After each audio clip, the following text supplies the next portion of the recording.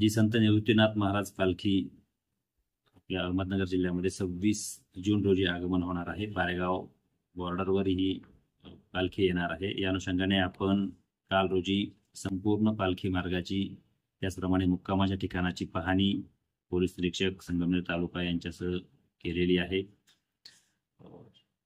मार्गामध्ये ज्या ज्या ठिकाणी अन्य रोड येऊन मिळत आहेत ते रोड आपण ब्लॉक करत आहोत, जेणेकरून दिंडीच्या मार्गावरती अन्य वाहतूक येणार नाही या दृष्टीने ही खबरदारी आपण घेतलेली आहे। याशिवाय मुक्कामाच्या ठिकाणी देखील पारेगाव ग्रामस्थ, पारेगाव ग्रामपंचायत, आरोग्य विभाग, MSAB विभाग यांनी सुद्धा ज्या काही उपाययोजना केलेल्या आहेत याबाबत सुद्धा पाहणी केलेली आहे। वारकऱ्यांना पिण्याच्या पाण्याची सोय होईल, त्याच पद्धतीने गावामध्ये वीज पुरवठा खंडित होणार नाही या दृष्टीने देखील संबंधितांना योग्य त्या सूचना आपण दिलेल्या आहेत। गावामध्ये अचानक जर वीज पुरवठा खंडित वगैरे होत असेल तर त्या ठिकाणी सुद्धा जनरेटरची पर्यायी सोय ग्रामस्थांच्या व ग्रामपंचायतच्या वतीनं करण्यात आलेली आहे।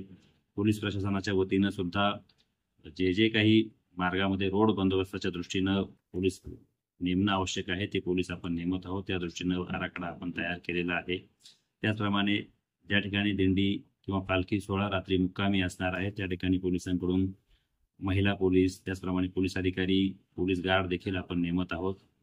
आणि वारकऱ्यांची जे आपल्या नगर जिल्ह्यामधलं जे आगमन आहे त्यानंतर या ठिकाणी मुक्काम आहे आणि या ठिकाणावरूनचं प्रस्थान आहे हे सुरळीत आणि कोणताही अडथळा न येता होईल या दृष्टीनं